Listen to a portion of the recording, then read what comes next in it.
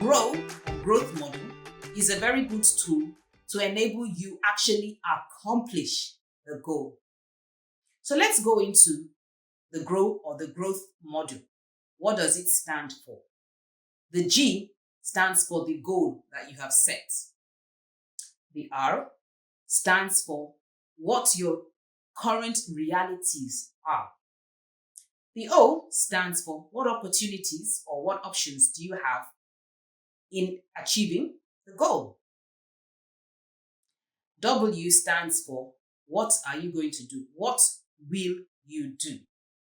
T stands for the tactics that you're going to deploy in achieving your goal. And H stands for what habits or what activities will you repeat over and over again that will help you accomplish the goal. Let's now go into them one by one.